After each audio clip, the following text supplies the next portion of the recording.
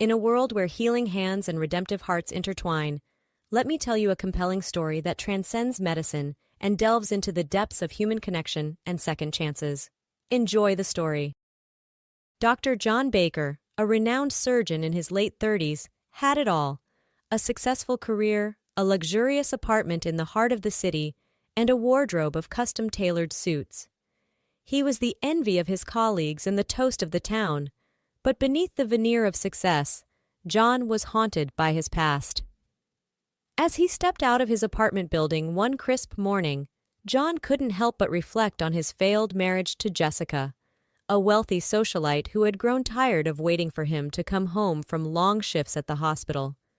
They had met during their college years, drawn together by their shared ambition and drive. Jessica was studying art history, her eyes set on curating at a prestigious museum, while John was singularly focused on becoming a top surgeon. Their courtship was a whirlwind of fancy dinners, art gallery openings, and weekend getaways to Jessica's family's vacation homes.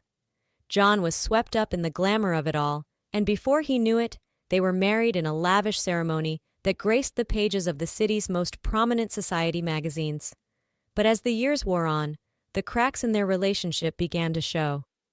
John's dedication to his work meant late nights and missed dinners, birthdays, and anniversaries. Jessica, who had given up her own career aspirations to be the perfect surgeon's wife, grew restless and resentful. She began to spend more time with her society friends, attending charity galas and fashion shows without John by her side. Rumors began to swirl about her close friendship with a certain wealthy philanthropist, and though John tried to ignore the gossip, he couldn't shake the feeling that he was losing his wife. The final straw came when John missed their 5th wedding anniversary dinner because of an emergency surgery. Jessica had planned an elaborate surprise party, and when John finally arrived home, exhausted and apologetic, he found her sitting alone in their darkened dining room, surrounded by melted candles and untouched champagne. "I can't do this anymore, John," she said, her voice barely above a whisper. "I love you, but I love myself too. And I can't keep waiting for a husband who will never put me first." The divorce was quick and relatively painless, thanks to their prenuptial agreement. Jessica got the house and a generous settlement, while John got to keep his medical practice and his pride. But though he threw himself into his work with renewed vigor, John couldn't shake the feeling that he had lost something precious. Now, as he climbed into his modest but reliable foreign sedan, John tried to push thoughts of Jessica from his mind. He had a full day of surgeries ahead of him, and he needed to focus. But as he navigated the morning traffic, his mind kept drifting to happier times, to the early days of their marriage when everything had seemed so full of promise. Lost in thought, John barely noticed when a run-down vehicle cut him off at an intersection. He slammed on his brakes, narrowly avoiding a collision, and was about to lay on his horn when 4 burly men emerged from the car. They were a rough-looking bunch with scruffy beards, tattoos, and a menacing air about them. John recognized them immediately. Vince, Tony, Polly, and Frankie, a notorious gang of con artists known for staging accidents to extort money from unsuspecting drivers. Vince, the apparent leader, approached John's car, his face contorted in a mask of false outrage. "Hey, watch where you're going!" he shouted, slamming his hands on the hood of John's car. "You just hit my vehicle!" John, ever the calm professional, stepped out of his car, his hands raised in a placating gesture. "I'm sorry, but I don't believe I hit your car," he said evenly. "Let's exchange insurance information and let the proper authorities handle this." But his words only seemed to anger the men further. They surrounded him, their fists clenched and their eyes glinting with malice. John felt a flicker of fear, but he stood his ground, determined not to show any weakness. "We don't need no insurance," Tony sneered, cracking his knuckles. "We got our own way of handling things." Before John could react, they were upon him, raining blows and grabbing at his pockets. He felt a sharp pain as Polly's fist connected with his jaw, and he tasted blood in his mouth. He tried to fight back, but he was outnumbered and outmatched. Within seconds, they had taken his cash, his watch, a gift from the mayor for his service to the city, and any other valuables they could find. Then, as quickly as they had appeared, they were gone, speeding away in their battered car. John stood there for a moment, dazed and bleeding, trying to process what had just happened. He had never been mugged before, and the violence of it left him shaken. But he knew he couldn't let this incident derail his day. He had patience counting on him. With a deep breath, he climbed back into his car and continued on to the hospital. As he parked and made his way inside, he tried to push the mugging from his mind. He had to focus on the task at hand, an important surgery on an elderly man named Walter Smith.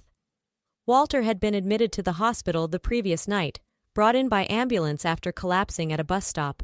He had no identification, no insurance, and no family that the hospital could locate.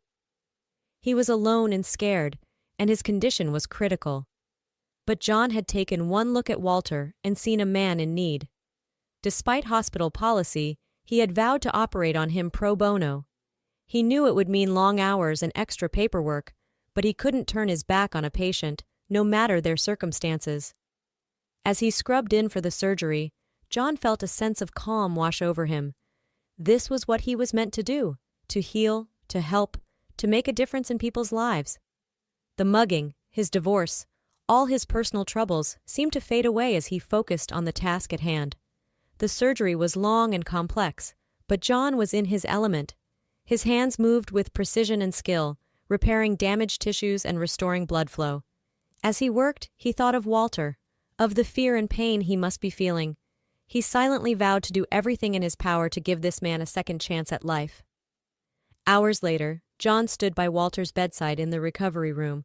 The old man was still groggy from the anesthesia, but he managed a weak smile when he saw John. "Thank you, doctor," he whispered, his voice hoarse. "I don't know how I can ever repay you." John patted his hand gently. "You don't need to repay me, Walter. I'm just doing my job. Rest now and focus on getting better." Just then, the door to the recovery room opened and a well-dressed man in his 40s entered. He had a worried look on his face and he rushed to Walter's bedside. "Dad!" he exclaimed, taking Walter's hand. "I came as soon as I heard. Are you okay?" Walter smiled up at him. "I'm fine, Michael, thanks to this kind doctor here."